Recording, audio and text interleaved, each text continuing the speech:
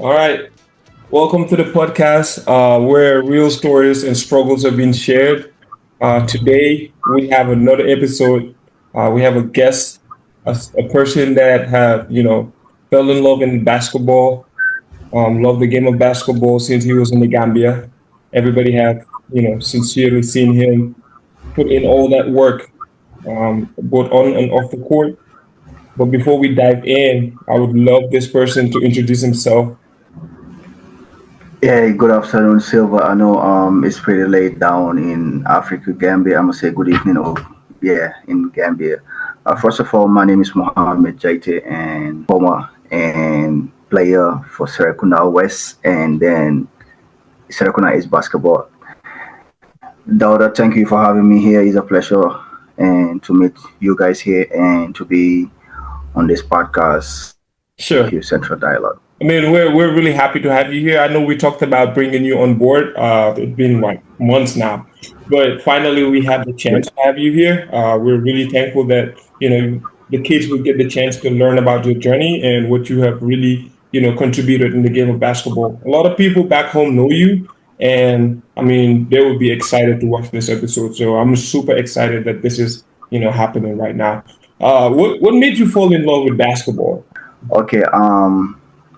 Growing up in a remote little town, Canifin South, I think, yeah, I was with my grandma and my uncle. By the time I was like 5, 6, 7, I used to see them play basketball. But growing up in Gambia, all you do is play soccer. So, but I used to sit there, watch them play basketball. And after finishing playing, I would just be like taking the ball, started bouncing ball. I wasn't in love with the game. It's just like sitting down watching them play. And until my final year in high school, I started like I was growing a little bit taller and all of that stuff, and but it wasn't that serious. So one day on my way to my grandma's house, then I moved to my mom's, and one day on my way to my grandma's house, and I met this guy on the road. He was like, "Bro, you should play basketball." Then I want to play basketball. I said, Yeah. "What you mean?" I said, "I cannot even play, but just try. You have a height." I said, "Cool." And I said, I don't know anywhere that people play basketball out here." And he was like, "Circle now is just at the field, Park B." I said, "Okay." I'm gonna go check it out. Then I went there one day and I saw these guys playing. I saw Alunian was there and Babukat Bot Masise and Kebe Mauro Sala was there too. And it was my first time I saw them play and I was like, wow, this is nice. And I stood there, watched them play the whole time and I went home. The next day I came there and I was like, I want to play too, but I didn't know nothing about the game by the time. It was pretty hard for me. And yeah, that's all how it started. That's So amazing, bro. That's yeah. a solid story, bro. Because like I understand, like Gambia, the main sport is soccer, which is football, and everybody plays football. But as soon as you start growing taller, and then people start recommending you to play in basketball, Sorry for cutting you. Yeah, that's right. Because like the neighborhood I was in, I didn't see nobody playing. It was a big challenge for me mentally. I was there. No, I didn't know how to handle that. And seeing all these kids playing soccer and you going to play basketball, it was yeah. yeah, it was a little bit hard for me. And at some point, I was like, shit, I think I need to quit this. I was like, nah, just go ahead. Hey, I'm glad that you were, advised to play basketball at Serekunda West. And I think by the time, one of the best teams there were like YMCA and then Serekunda West. So a lot of people would go, to Serekunda West just to compete, and be the best. And that shows now that, they're one of the best teams. They've been like undefeated for a while. So, I mean, I don't know what YMCA is, but why did you decide to just go and play for Serpentine West? Was it like that was the only place that you knew, or was it the culture? Yeah, coming from Serekunda East, like Larikuna Savage, it was the closest basketball court. I didn't know that by that time there were guys playing basketball at Serekunda East. Yeah, so I used to come all the way to Westfield and train with those guys there. So that was the only reason that I played for West. And actually, I didn't even start for West. It was Canifin South first. And yeah, we played the Pamudusan Memorial Tournament one day, and we trained the whole month for that tournament. And when the tournament started, they didn't play us the whole tournament. It was pretty hard for me and my colleague, my friend Mauro Sala.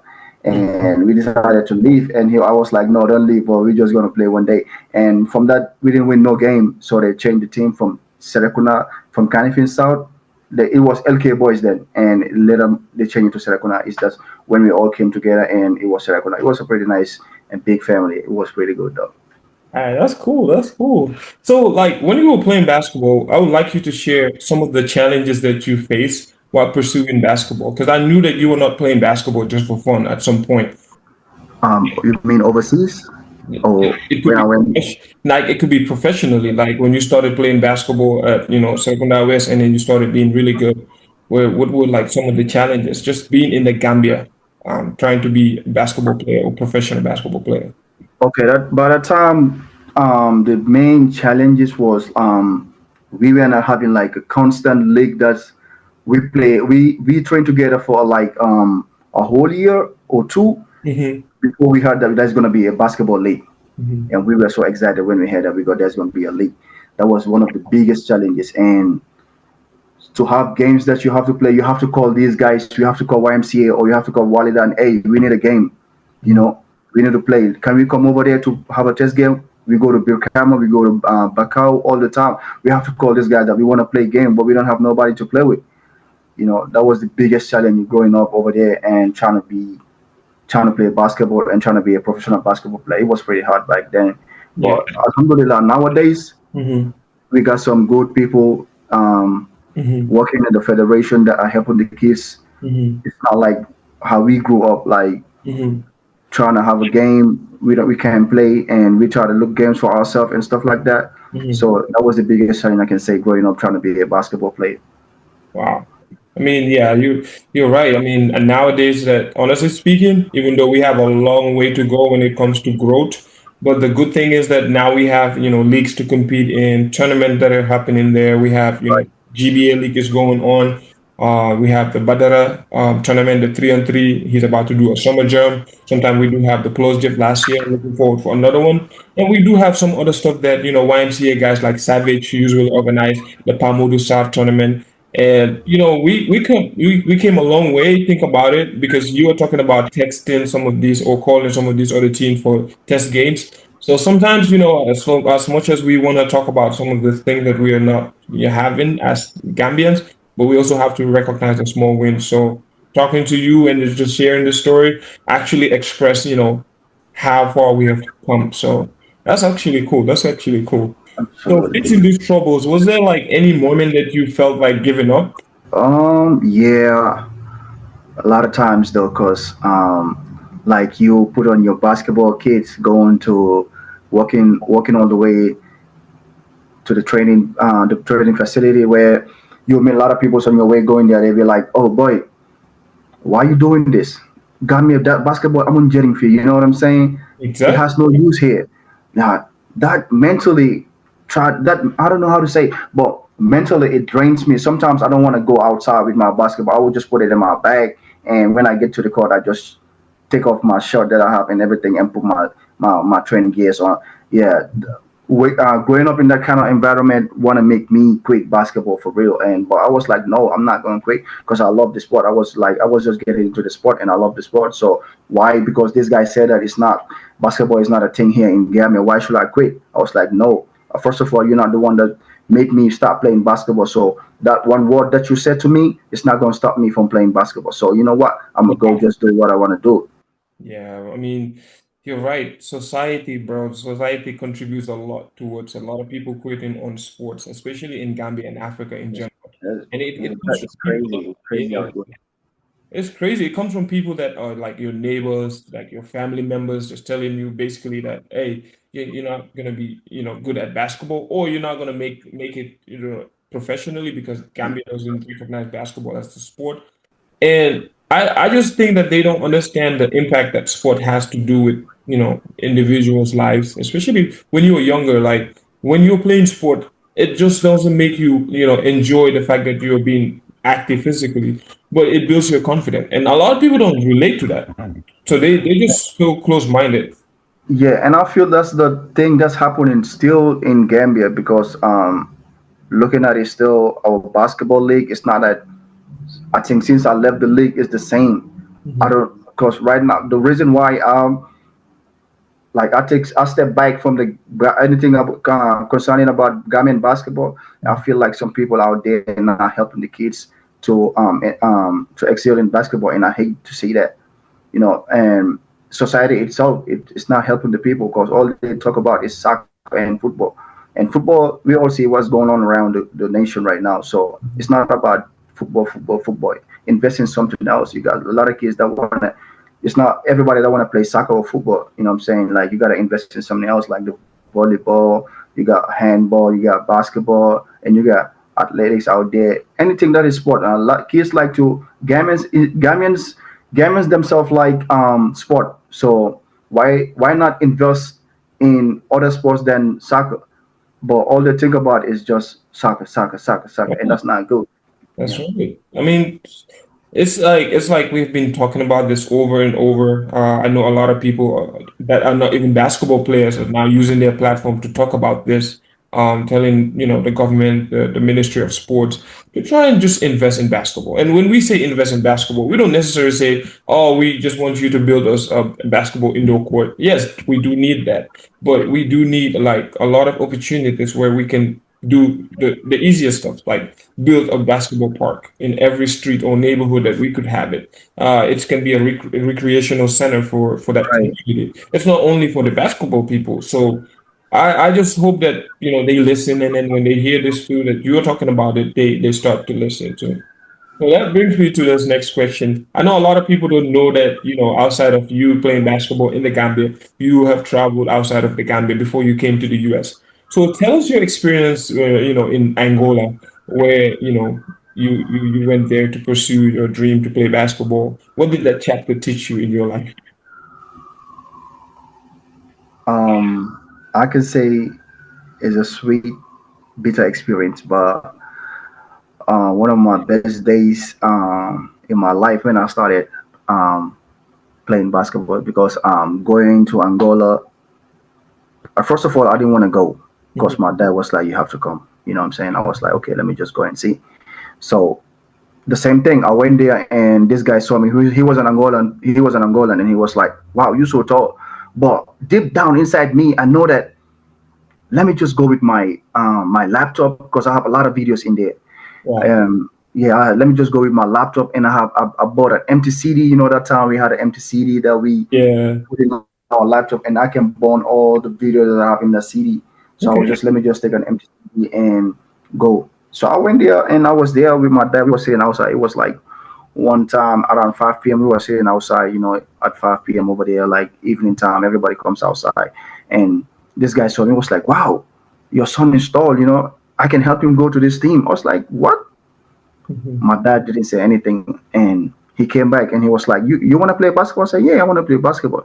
"You play basketball before?" I said, "Yeah." I said, "I got some videos I'm going to show you." Then I went inside and brought out my laptop and I saw him with video. He was like, "Wow." And I thought he was just playing. And he went the next day and he said, "I'm going to go to the team. I'm going to talk to them and they will let you come in." And I thought he was playing. 2, 3 days and he came back. He was like, "Are you free tomorrow?" I was like, "What you mean?" He said, "Yeah, Petro de Luanda." I said, "Yeah, I used to see them. I know a guy that played for their team. That's Carlos Moraes. 2013, he was the FIBA basketball MVP for Okay. Angola. Yeah, and he played for the Raptors, but he got Oh, weak. it's a guy with the braids. Yeah, Carlos Moraes, he He was is so good. good. He was so good. By that time, that was the FIBA was on in Cameroon. So most of their national team, were playing for Petro. So I went in there and I saw some guys that I saw in the national team, but did not make the national team that time. And they went there. It was a language barrier. They speak Portuguese, and I didn't know nothing about the language. And Yeah. I stood there just listening to what they're saying. And the coach was like, he talked to the guy, and the guy was like, he said, "You come practice tomorrow." I was like, "What?" It was the first time I went to an indoor basketball facility, very big, nice. Everything was like I was just staring at the place. I was like, "Wow." A kid that was playing outside in Gambia under the hot sun on that concrete is here. Nah, I was like, "This is not real." I was just standing there looking at the place, man. I was like, "Wow, is this real?" The Mm-hmm. next day I came in and we had a great session, but I couldn't do anything, bro. I was just nervous. I Mm-hmm. couldn't hear what they're saying. They were talking in Portuguese. Everything was hard for me. I was just trying to like get over with the day. Mm-hmm. And they called me inside the office and he was trying to translate to the other guy. I was like, He asked me, "What was you feeling today?" I was like, "I'm nervous. I don't know anything about this. You know, it's the first time I'm coming here, and then the first time I'm playing on a indoor basketball court." And it was like, "Wow, don't take your time. I know it's your first time, but everything gonna work out." You know. So it was pretty nice, though. It was pretty nice, but something came up later on the on my journey, and I don't want I don't want to share that here, but it was crazy. But I wanted to have some documents from the basketball federation, and it took them a while for them to reply me back, and they gave me a timeline. Hmm. Hey, we need a timeline. This isn't about to start. You're not gonna play with the senior team, but you're gonna be playing with the junior team. But we need this document, and if you don't have this document, I'm sorry, we're not gonna able to register you. So Wow. I have to call Alunyan. Shout out to my boy Nyan and Coach Light. They were helping me pushing for me to have the document. But it was late. It was late that I couldn't get the documents and on time. And I went back there. They was like, sorry, we have to replace you. And that moment broke me down. Yeah, that moment broke me down, and I quit from that spot. I was like, you know what, I'm done. I have to go do something else. Yeah, you know, I'm here. Let me just go find money. That was the time I started playing basketball for like 1 year, 7 months. I didn't play basketball. Bro, that's so unfortunate. Like Yeah, that's like an opportunity right in front of you, and absolutely. it was like an organization like the federation that during that time, just to help you out. At the end of the day, you played in their league. The least that they can do is just to fill out that form. And Well, I can say, oh, that team is one of the biggest team. There's the if you watch the ball, the basketball Africa, I think the team always come there.